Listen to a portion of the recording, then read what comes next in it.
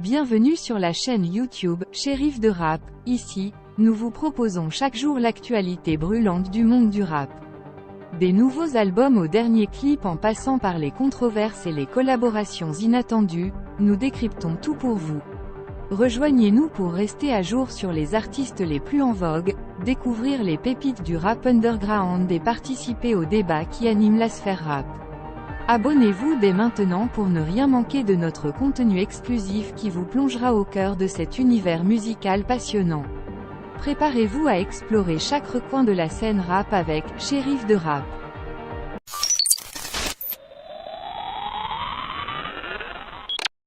Diddy clame son innocence malgré une 4e plainte pour agression sexuelle. Le mois dernier, Cassie, son ex-compagne, l'a accusé de VOIL, de sévices physiques et émotionnels, et bien plus encore.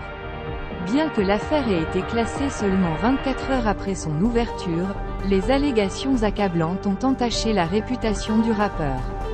2 autres femmes ont ensuite témoigné avec des accusations similaires, mais Diddy les a toutes niées. Maintenant, une autre femme a pris la parole, accusant Diddy et d'autres personnes de l'avoir forcé à se prostituer et d'avoir commis un viol en groupe alors qu'elle avait 17 ans. Cette femme anonyme prétend avoir rencontré Diddy dans un studio de New York lorsqu'elle était lycéenne et affirme qu'il lui a demandé de s'asseoir sur ses genoux tout en lui proposant des drogues et de l'alcool. Elle prétend également avoir été agressée sexuellement par Diddy, Harve Pierre et un autre homme non identifié. Des photos de leur rencontre montrent apparemment la femme assise sur les genoux de Diddy dans le studio. Diddy rejette fermement toutes ces accusations. Suite à la nouvelle de cette plainte, il est intervenu sur Instagram pour nier à nouveau toute faute. Dans son message, il écrit en majuscule « Ça suffit. Pendant ces dernières semaines, je suis resté silencieux et j'ai vu des gens essayer de salir mon caractère, de détruire ma réputation et mon héritage. Des allégations répugnantes ont été formulées contre moi par des individus cherchant à faire rapidement de l'argent. Permettez-moi d'être absolument clair, je n'ai commis aucune des horreurs qui me sont reprochées. Je me battrai pour mon nom, ma famille et pour la vérité. » Ce message exprime un sentiment similaire aux réponses précédentes de l'équipe de Diddy face à cette série de poursuites. Un porte-parole avait déjà accusé les prétendues victimes d'exploiter l'Adult Survivors Act, qualifiant leur plainte de « recherche d'argent ». Qu'en pensez-vous? Que pensez-vous de la récente déclaration de Diddy niant les accusations?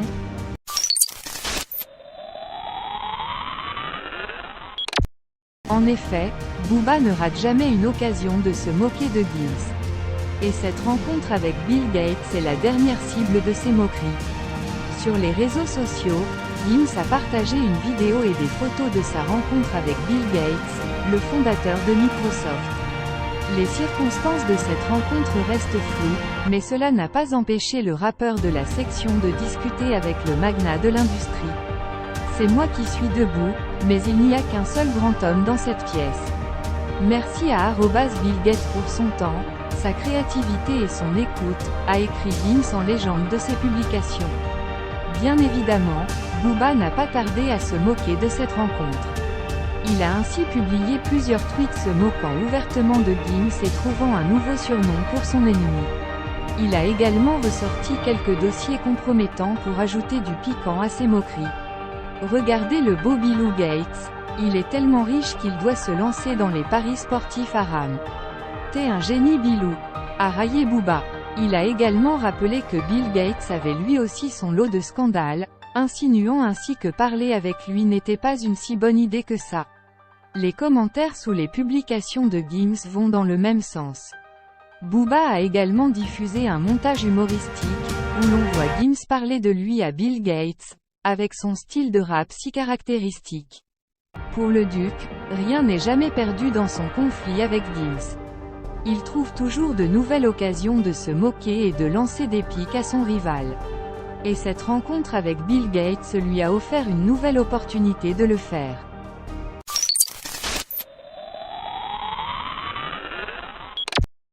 Depuis une semaine, Sadek est incarcéré à Dubaï, une nouvelle confirmée par son manager lui-même. Cette situation a pris tout le monde de court, car il y a peu de temps encore, le compte Twitter de Sadek était très actif, avec de nombreux tweets, notamment à l'égard de Booba et Nino.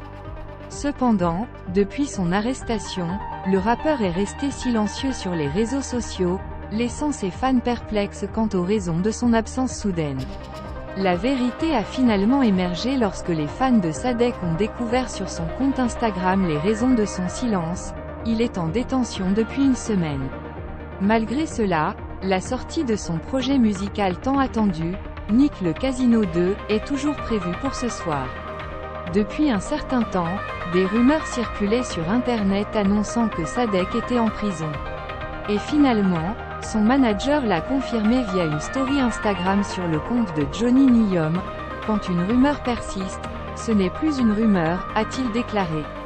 Les fans attendaient cette confirmation avec impatience, souhaitant en savoir plus sur la situation de leur artiste préféré. Dans une autre story, le manager de Sadek a réitéré la nouvelle, laissant peu de place au doute. Sadek est bel et bien incarcéré. Il a expliqué que le rappeur se trouvait à Dubaï depuis une semaine, mais a tenu à rassurer tout le monde en affirmant qu'il allait bien et en remerciant les fans pour tous les messages de soutien reçus.